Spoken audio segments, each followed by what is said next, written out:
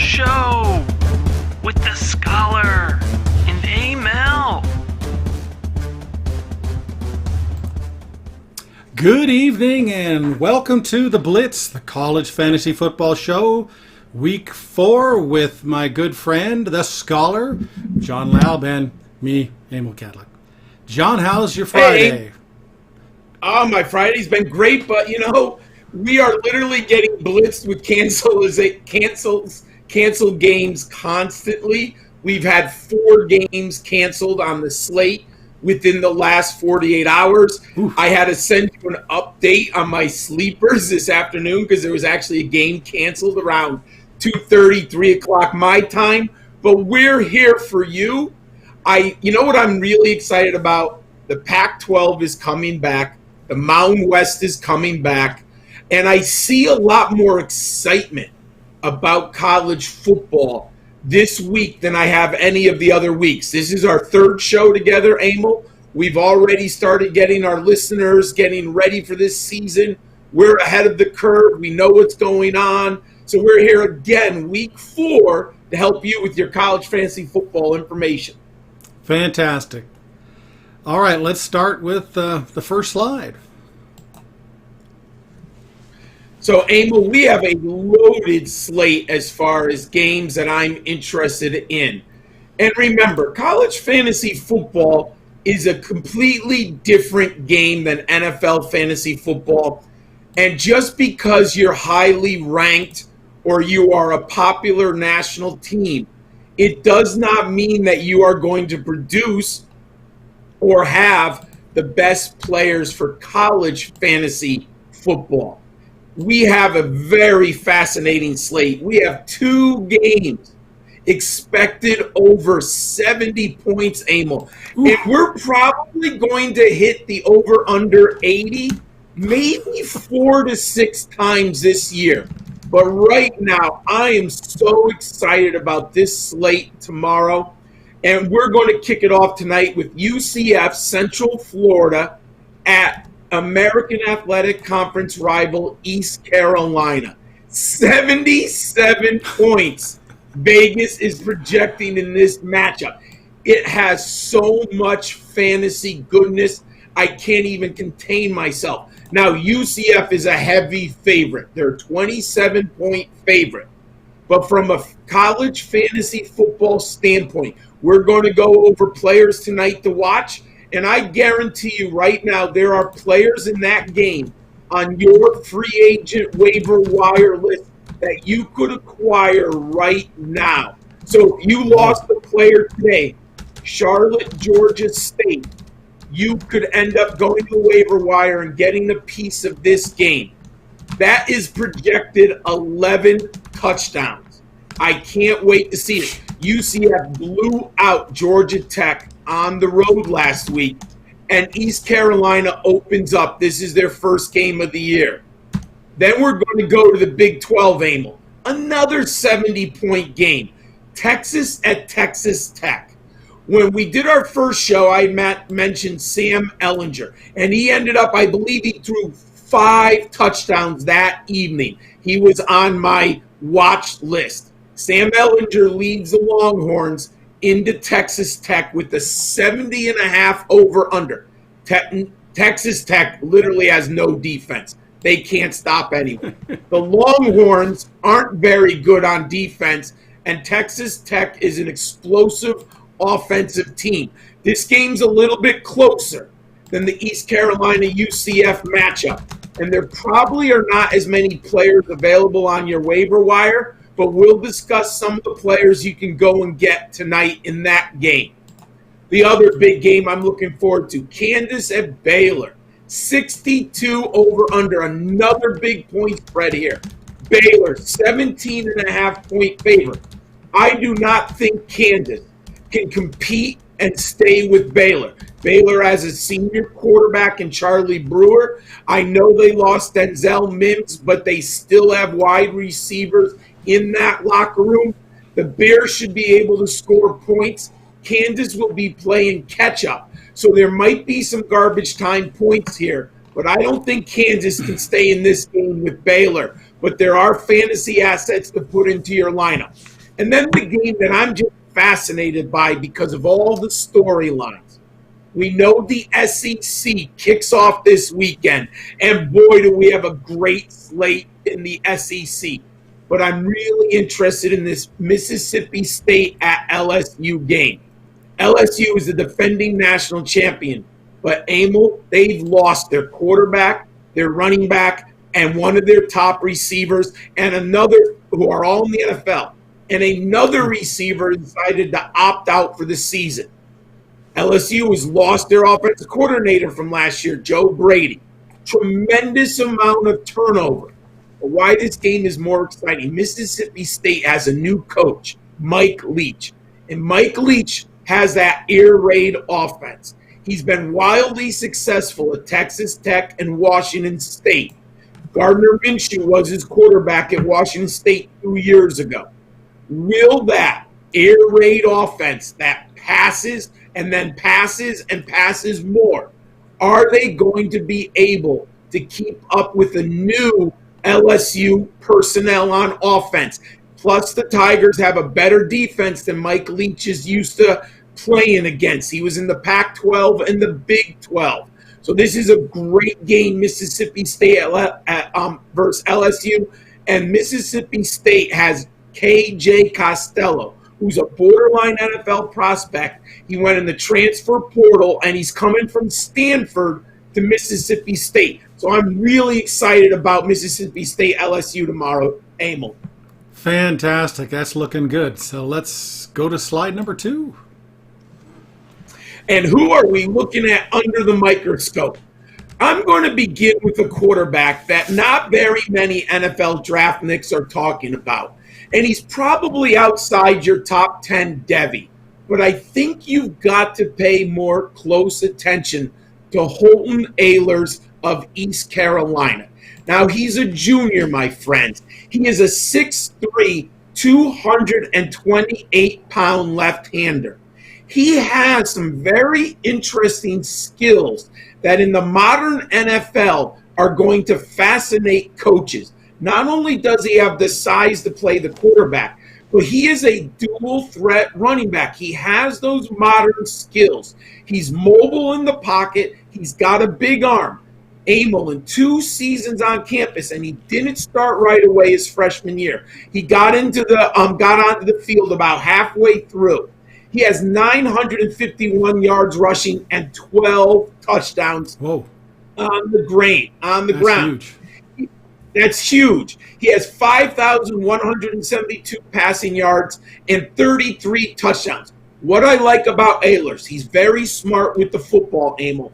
In 2 years as a young man, and he wasn't a redshirt, he was a true freshman, he has a 33-13 touchdown to interception ratio. Everyone, I'm going to be watching this game closely tomorrow. Holton Ahlers needs to be on your dynasty watch list. He's under the microscope for me. I can't wait to see him tomorrow when we get to see him against UCF. Now, Tylan Wallace. Emil, this young man has pro prospect all over him, but we do need the young man to stay healthy. He was on an incredible pace. In 9 games last year, he had 903 yards and 8 touchdowns for the Oklahoma State Cowboys. The year before, Emil, in 2018, he had 1,491 yards and 12 touchdowns. The young man is electric. He's a 6-foot, 190-pound speedster. He's a senior. Now, he played last week, and Oklahoma State lost their starting quarterback, so he only had 4 receptions for 99 yards, but he averaged 24.8 yards per catch. Hopefully the Cowboys get their starting quarterback back so we can see what Tylan Wallace can do this weekend.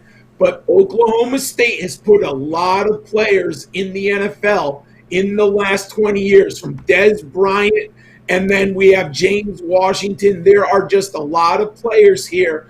Oklahoma State has another good one. So under the microscope this weekend, I'm watching Holton Ahlers of East Carolina and Tylan Wallace of Oklahoma State. Well, it's just a horrible thing to catch 4 balls for 99 yards and call that a bad game. Yes, with a backup quarterback, no The less, backup right? quarterback. Yeah, that's going to be a great one to watch. Yes. Slide number 3. All right. If you are like me, I have spent so much time on the waiver wire this week, everyone. I mean, we mentioned it earlier. 4 games were canceled, and then I had a starting quarterback in the game. I had the Georgia State quarterback, and I was going to start him today, Cornelius Brown. But that game was canceled. So I went to the waiver wire, and I had to search for pickups. So I'm here to help you if you need some emergency sleepers. Most of these, as of earlier today, they were less than 50% owned on waiver wires. So most of these players should be available in your league. First one, if you need a quarterback, Phil Jerkovich. He was from Notre Dame. He wasn't going to get the opportunity with Ian Book. So he ended up transferring to Boston College, and he's a dual threat quarterback, and he really surprised me last week. He had a terrific outing. This week, the Eagles host Texas State. We have a Power 5 quarterback playing a group of 5 defense. BC's a big favorite, 57.5 points Vegas projects. But why I like Jerkovich here is he's going to get carries around the goal line. So even if they blow them out, Jerkovich is going to be responsible for touchdowns. He probably should stay in the game at least 3 quarters, if not more, as long as Texas State can stay close within 2 touchdowns. So I like Phil Jerkovich, the dual threat quarterback for the Boston Eagles. If you need running back, I have 2 of them for you. Lopini Katoa of BYU. 2 weeks ago, actually almost 3 weeks ago, on Monday, September 7th, BYU absolutely blew out Navy, 55-3. They had 300 yards rushing. BYU has an incredible offensive line, a junior quarterback who can keep defenses honest, and they have a great running game. Lopini Kato is available on tons of waiver wires right now. BYU is a heavy 14-point favorite. They're going to run the ball against the Troy Trojans. I love him tomorrow. If you need a running back, go and acquire him right now. Earlier, I had mentioned I'm really interested in this Baylor-Kansas game. One of their running backs. Now, they're going to use 2 running backs. Baylor's been a running back by committee for a real long time. But John Levitt is the touchdown guy. He's most likely to lead the team in carries. Their other running back is the pass catcher. So I like Lovett here. Baylor's that big favorite. I don't think Kansas can slow down the running game. Plus, Baylor can throw the football. So even if Baylor goes up early through the air, I think they'll turn to the ground game. So I like John Levitt here, the Baylor Bills against Kansas at home. Now, 2 great receivers. I want receivers in games in which we have a 70-point over-under. That's where you get the goodness. Texas. Joshua Moore is their home run hitter. He's a sophomore. The over-under is 70.5, and Texas is a huge favorite on the road. Joshua Moore is going to get lots of snaps and targets. One of their starting receivers, Jake Smith, is out for the Longhorns. Joshua Moore will have plenty of opportunities to score fantasy points. Sam Ehlinger is one of the kind of the dark horse Heisman candidate in college football. Joshua Moore will be fed. I love him here in this matchup. And then I mentioned how good UCF is on offense. The Knights have a starting wide receiver, Trey Nixon. It does not look like he's going to start. He was injured last week against Georgia Tech. Jalen Robinson is a speedster from Oklahoma, but he transferred and he sat out all of last year on the practice squad. He ended up getting more playing time last week and ended up with over 100 yards receiving against Georgia Tech. The Knights get the ball into their playmakers' hands in space. Right now, Jalen Robinson is only owned on like 12% of waiver wires. They expect 11 touchdowns in this game. ECU should score UCF should score 6 or 7 touchdowns. Go get Jalen Robinson, everyone. Boy, that sounds attractive. Now, is that a morning game or an afternoon game? It's a 1 o'clock game, and Okay. but it's not on the DFS slate. Excellent. All right, we'll have slide number 4. All right. We were hot last week with our Fantastic Four for the CFS day slate. We're going to be hot again. I've done a ton of research this week, everyone. I don't usually like to talk about the top options, but at quarterback this week, there are so many options on that day slate. I had mentioned Sam Ehlinger. So to me, it's a decision between Ehlinger and Rattler. I love Rattler at home versus Kansas State. It's also a $700 savings, and every dollar counts on DraftKings. So I'm going to pivot from Sam Ehlinger, and I'm going to definitely have in my Fantastic Four Spencer Rattler of Oklahoma. The young man scored 27.7 DraftKings points 2 weeks ago. And we know with Oklahoma, between Baker Mayfield, Kyler Murray, and Jalen Hurts, this Lincoln Riley offense is explosive. I'm going to start my build with Spencer Rattler this week at 8,200. We need to save money, Emil, so I'm going to give people options here that are lower in price. I'm going to go Mississippi versus Florida. I'm going to go running back Jerron Ely. He's 5'9", 180-pound sophomore. He's a multi-sport athlete. He plays baseball and football at Mississippi.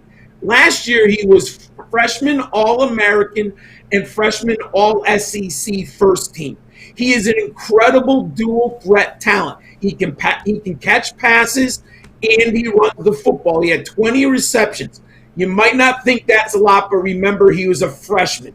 I like Mississippi to be playing from behind against Florida here, and Ely will be active in the passing game.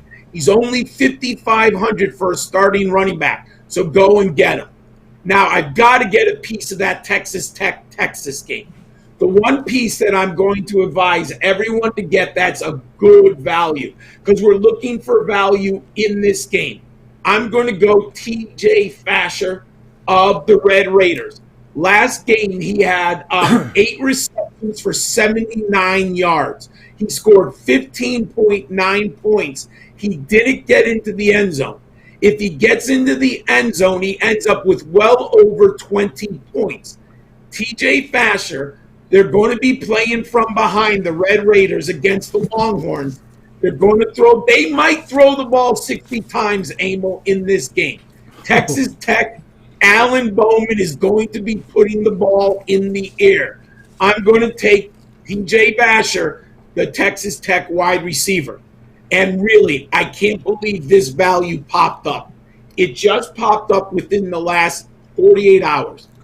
The Auburn Tigers named Sean Shivers their starting running back. When Gus Malzahn has had a great running back, they've been wildly productive. Unfortunately, for the last couple of years, the Tigers haven't really had a superstar. They did have Kerryon Johnson 3 years ago, but the last year they did not. And then it didn't look like they were going to have an excellent running back this year. But Sean Rivers won the job. You're talking about a team that is favored against Kentucky. Auburn's a superior team, and I'm getting a starting running back for $4,400. I'm going to put him in my flex. There is huge ceiling here. If he gets 20 touches, he could easily score 25 or more points. Go with Sean Shivers of Auburn, my friend. That's a tempting one. I like that. I like late-changing things that some people don't hear about. Yes. If you haven't been paying attention, you might not know that Shivers is the starter. Excellent. All right, slide number 5. And if you're like me and you want football all day, we have an evening slate. There's 7 games out here. The big game is Miami and Florida State, and Miami looks great. We're going to talk about that in a minute. But we need some value. The quarterback position, I've said it before and I'll say it again. I want dual threat quarterbacks in college fantasy football. Hendon Hooker of Virginia Tech. He is on 6th most expensive starting quarterback on this slate. I love the value there of 7,100. Last year, let me get the numbers here. Why can't I do it? Well, he had, I believe, over 400 yards rushing and nearly 2,000 yards passing. Hendon Hooker is a great value for our evening slate. Go and get Hendon Hooker tonight, Virginia Tech versus North Carolina State. Now, at running back, again, I don't necessarily like to go high, but I think there are times where you must absolutely pay up. Najee Harris of Alabama is a Heisman favorite. Alabama has lost Jerry Jeudy and Henry Ruggs. Now, they still have tremendous talent at wide receiver. But Alabama is going to run the football at Missouri on the road. Najee Harris is spectacular. He's my top 2 running back prospects in the nation. What makes him so spectacular, Emil, is his ability to catch the football. Najee Harris is not Derrick Henry. He's more like Mark Ingram. He's actually a better pass catcher than Mark Ingram. He is sick. They actually run him on wheel routes and deep down the field. So I love the fact that Najee Harris is going to be involved in the passing game against the Missouri Tigers on the road. He's 8,600 pay up.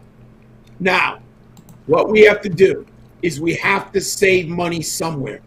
I'm going to dip into this Virginia Tech, and I'm going to go with a dynamic duo.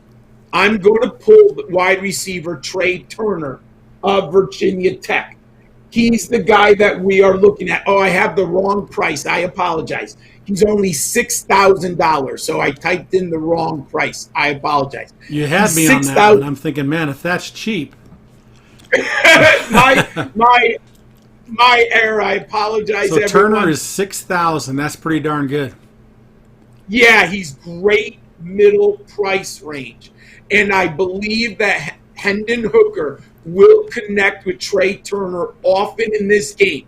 And if you get the touchdown pass, you got double goodness. I like Trey Turner a lot here at $6,000. They're at home. I like the Hokies dual threat pass catchers. And then I had mentioned it earlier. In DraftKings, it's PPR. You get a point per reception. That Baylor team is going to go with a committee. But Treston Ebner is the pass catcher. And I like him in this game against Kansas State. I have loved it in my season-long CFF games because of the touchdown upside. But in DraftKings, I am looking for a nice floor, and I'm looking for a pass-catching running back who should have a minimum of 4 receptions, might even have 6. And Ebner will run the football from the line of scrimmage. He should have between 12 and 15 touches here. He's only 5,100. So you need about 14 to 16 points. I like Ebner here against Kansas. And that's my evening Fantastic Four, Emil. Fantastic. I can't wait to play that. That's going to be great. I love the names today. We've got Jerk something another. We've got Rattler, and now we have a Hooker. I could have an all-star weird names for Saturday. Quite interesting. All right. I love it. Final slide, number 6. My friends, last week I wasn't very good. I always going to be honest with all of our listeners, all of our followers. I started off the season 3-0. And last week, unfortunately, I went 0-3. But that just means that I needed to work harder for you this week on my best bets. I grinded, I looked at the matchups, I analyzed everything, and I believe I have 3 very solid picks for you this week. I'm going to get back into the winning column. I love Auburn at Kentucky. Auburn is the superior football team. They have talent all over the defense. They have talent on the offensive side of the football. I know you're giving up the half-point nugget. 7.5. I would love that to be 6.5 or 7. But Vegas is making us give us that extra half point. I'm willing to give it. I don't think Kentucky's very good on the defensive side of the football now. Auburn is loaded with offensive skill, NFL-level talent. Bo Nix is the quarterback. He's starting his sophomore year. Bo Nix should be able to chew up this Wildcat defense. Seth Williams is a legitimate NFL prospect at wide receiver, and we talked about their new starting running back. I love the Auburn Tigers. Give up the 7.5 at Kentucky. The other game, I like home underdogs. TCU is still a good team. They are better than people think on the defensive side of the football. Iowa State is coming off a loss. Iowa State does not have receivers. They can't get the ball deep down the field. At least they didn't in the opening week. TCU is going to be able to run the football, and they're going to play really good defense against the Cyclones at home here. I love the fact that you don't have to give up the field goal. Or you're getting almost a field goal, sorry. Take the Horned Frogs plus 2.5 at home against Iowa State. And my friends, Miami impressed me so much last week. They beat Louisville soundly. With Derek King at quarterback, the Hurricanes have that chutzpah. They have that explosiveness. Derek King is an exceptional college quarterback. 2 years ago, he was stupendous at Houston. He sat out last season, and he transferred to the Hurricanes. He has completely turned around this offensive team. He has unlocked the talent on the Hurricanes' offensive side of the football. Also, I am not sold at all on Florida State. I think the Seminoles are pretty bad. They got blown out. They're not ready for prime time. Mike Norvell is going to be a very good coach, but he needs to get his players in there. It's his first year there. He doesn't have his types of players. I don't like the quarterback. I love the Hurricanes defense to absolutely shut down the Seminoles. I thought this was going to be a 13.5 to 14.5 point spread. I'm only giving up 11. So I'm not going to the 2 touchdowns. I think Miami wins here. Those are the scholars' best bets for week 4, Emil. Very nice. I like that. I think this would make good sense to me. Oh, by the way, we had a quick statement/question. Myron Kidd from the YouTube asked or said, add Virginia Tech running back Herbert to the Hokie stack. He's right. Khalil Herbert's going to be in, yes, and he's a transfer. I think he's from Kansas. But, yes, that is a good Hokie stack in that one. Yes, he's a good player. I wonder what his price will be to go look that up. You know what? I have it right here. Let me look up for 1 second, all right? Herbert, let's see what it is. Oh, wait, it's the night game. I'm sorry, I was on the day slate for a second. So when go ahead. 5,900, Emil. 59. 5,900. That's bad. a nice price for. Yeah, and he's a pass catcher, so you might get Herndon could hook up with him in the passing game, which is so nice. And it's same thing in NFL. When you get the pass catching duo, that's when you're in good shape in the NFL. That's fantastic. Now, what does the DraftKings and FanDuel do if a game is canceled and they've already set their stuff? They just pull those players out? So what they've done this year, because there are a lot of cancellations, they actually put the player's name in red. So Notre Dame at Wake Forest was canceled. So when the game and the players are in the database, my friend, but when you go to the quarterbacks, you'll see Ian Book in red. So I mean, you've So got to be. they leave him in there. They're letting you know, hey, this guy's not playing. And if you're dumb as me, you just keep playing him. Okay, I like that. If you haven't figured out that he's out, well, they don't take him out of the database. So when I say there's 11 games, if you count, there's actually 12. But I already took the Notre Dame Wake Forest game out when I count the games, my friend. Gotcha. Cool. Yeah, I kind of wonder what they did there. Yeah, this is right. going to get real. Hey, when we get the Big Ten in the Mountain West, Emil, this is going to get real exciting. Yeah, you're going to get yourself a lot more options that are going to come up, especially with the Mountain West because they're not as well known. You may have a couple players that can produce. I remember a guy, I wish his first name, he was a wide receiver for the New Mexico State Aggies or the State Aggies, and in high school, he played for Cibola High School, and my son played against him in basketball. And he was a monster in college. He scored so many points. I can't remember his first name. But he was a big college fantasy football player. I'm trying to think. In general, they haven't produced a lot of college fantasy football assets, but at New Mexico. But they actually have some. This was like 2004, 2005. This was 15 years ago. Okay. Now, they sometimes have a late slate on DraftKings. They'll start a slate at 10 o'clock because of the Mountain West and the Pac-12. Oh. So we'll see how they do. See if they break it up. We'll see what they do late as the season goes along. But I can feel the energy on Twitter of people finally getting excited about college fantasy football again. I wonder if some of it is, even though there's been some canceled games, maybe they just feel more comfortable. Yeah, it's really happening. I can see the plays. Yes. I feel more comfortable, and hence I'm more interested in playing fantasy football in college. Yeah, I have a feeling from what I've read, the tea leaves and talking to people, they just weren't sure if the season was going to kick off, so they didn't want to come invested in it. Sure. But now that they know, I think they're ready to be invested in the game, and I think the SEC kicking off has really ratcheted up the excitement. I mean, the SEC is the driver of college football.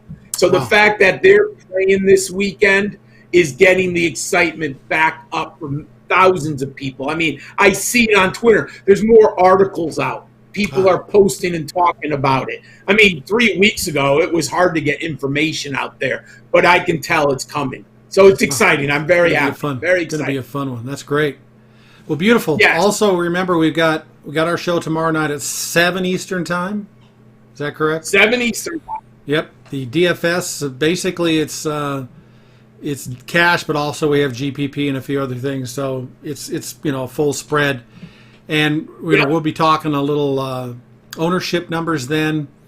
So also, if you're a subscriber, go look for those ownership numbers. They're on the top left corner of the homepage, and they're on the daily page. And if you're not, when you order, use Diehard's discount code, and get 15% off. So I can't wait till tomorrow night too. Oh my! Also, my friend, I'm so excited. I'm working on the Scholar Sheet of Knowledge. I'm about 3/4 done, everyone. It is my cash game lineups for DFS on DraftKings, the Sunday slate.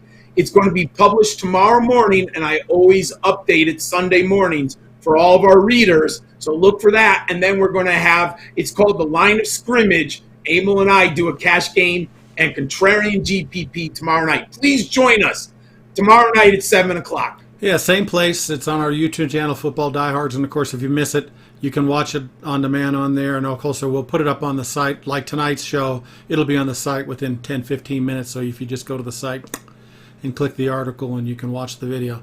Oh, fun stuff. Really good show, and really enjoyed it. I can't wait. And, of course, the NFL, this is going to be interesting with all those injuries because we're all forecasting what we think these adjustments are going to be. So that'll be really fun to figure out. Yeah, I'm working on, do I want Jeffrey Wilson or do I want Mike Davis? I got to do some research tonight, Emil. Which one do I want? That's the question before us. One guy that was probably Wilson may have even been on the practice squad at one point. I can't remember, but obviously he's a nobody, but things change. As a matter of fact, Bob and I were talking about back in the preseason. We were talking about who's a good hands cuff, and we went all through these teams, and we said, Carolina, nobody cares about Davis because Christian never gets hurt. Yeah. I mean, nothing about him, but he's man. If you take Christian, you could get Davis in the last round and cover yourself. And here we are. Here we if you'd are. had him on your roster, you'd have covered yourself. Because I saw one league, he went for over $300 out of 1,000 free agent blind bid budget. So That's 30%. over 30%. Now, he's going to last, what, 4 weeks? 3 weeks? He's not even to the end of the year. That's three. I couldn't believe it. Was 375. I couldn't believe that. I think I bid like 150 on him. I didn't get anybody. I'm just so conservative. I didn't get Davis because the cost was too expensive. But I got Gaskins, so I was happy about that. But let's talk about this tomorrow, my friend. Yes, sorry. All right? Got past. Sorry. No. All right. See you tomorrow.